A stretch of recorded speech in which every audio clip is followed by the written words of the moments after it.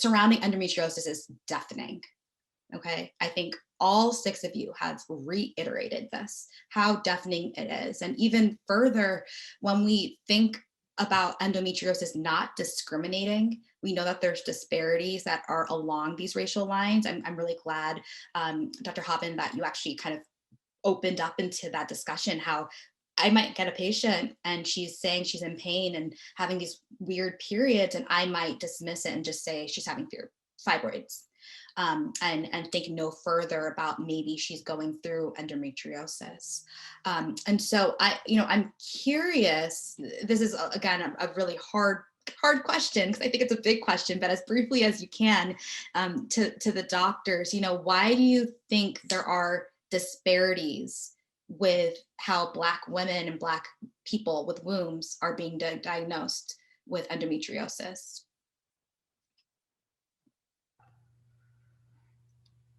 It's a really tough question. And for a long time, I have thought, come home and saw a woman of color with, I think it was Doris mentioning so many surgeries. They have an Instagram post of a 30-year-old who has laparotomies, or the big incisions up and down all the way across, multiple times, open surgeries. And it is really difficult to know exactly why. And I don't know that we know why. And I'd love to hear from the rest of the panel too. I think that there unfortunately are disparities based on many reasons. Of course, there might be differences in access to care, and even just information, even just knowing that I can say this isn't okay, that I'm suffering like this, and I need to continue to push forward and seek care. I really wish I could pinpoint reasons as to why I see that in my population, being in North Carolina too, that endometriosis tends to be much more advanced in Black patients. And I see that they are suffering for much longer before getting proper care. So I don't know that I can speculate as to exactly why, but these are absolutely the patient population that we need to reach and keep providing this education and encouragement and community, that this isn't how you have to live your life. There are answers out there for you. And I think that a lot of it hopefully will continue to improve with education. So I know that's not a great answer and I wish that I had more answers, but I would love to hear from the rest of the panel. I want to learn and continue to know how we can help more, reach more with this condition. I think also, I mentioned in the chat, the medical field has a long history of having a racial bias and believing pain for people of color. And I think that this is one example that we see that, and we've seen other examples in different literature in terms of medications given to people of color with cardiac concerns and pain and things like that. And I definitely in kind of researching and reading, I mean, that's been true for endometriosis. I mean, historically, it's been more diagnosed in white affluent patients, and I think that's an error. I think that's with the bias that we aren't correctly diagnosing chronic pelvic pain in women of color. And Sandra, this is something that I think that you had brought up, that they told you that you were lying. I mean, they told your parents that you were lying about your symptoms and lying about your pain to get out of things like school. So I think that's harmful. And it's leading to a delayed diagnosis. It's leading to more complications for, women that don't get that diagnosis earlier on.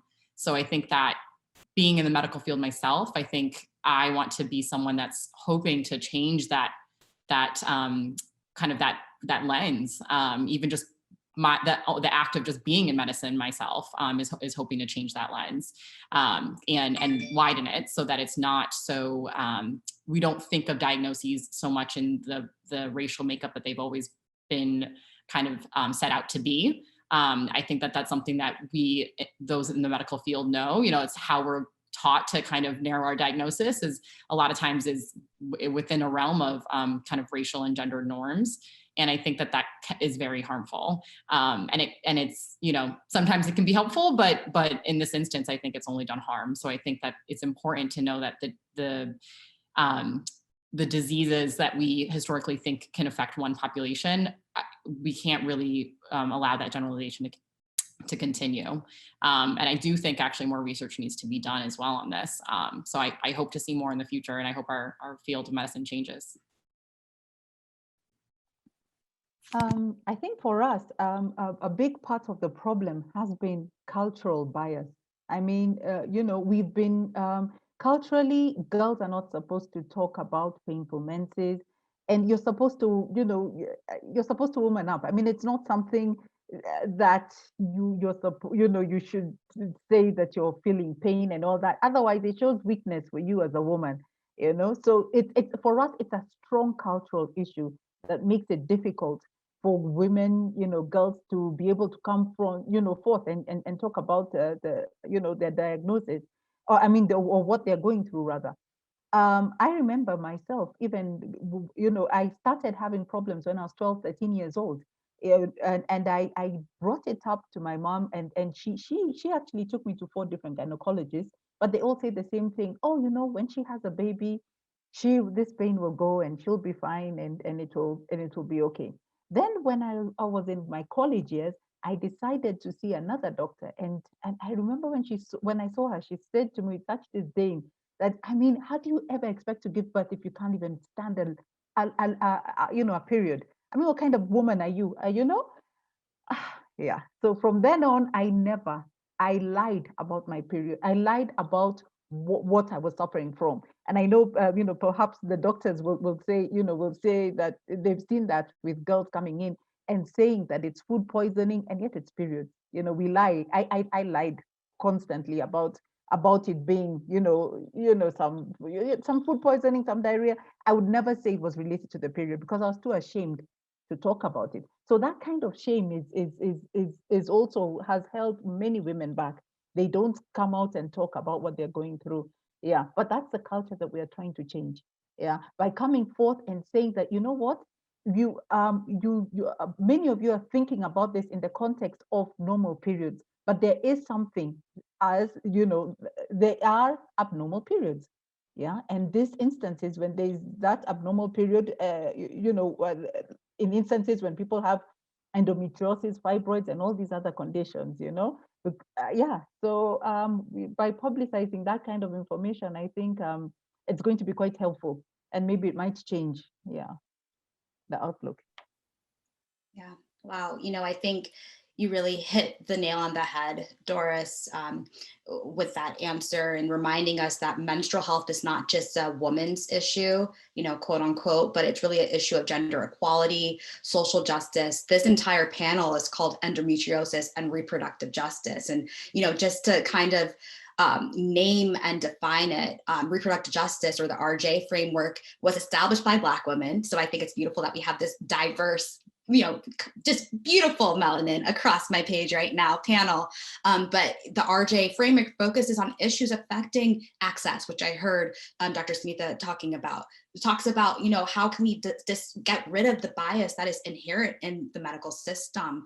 How can we make sure that the reproductive lives of women and trans people of color are really central? How do we make sure that we have comprehensive sex and reproductive health care education? I mean, all of this is part of the RJ framework. And without me even mentioning it earlier, all of you have answered how endometriosis is actually like the perfect, it's kind of ironic to say, but the perfect condition to talk about reproductive justice and why it's so important, not just for yourselves, but for entire communities.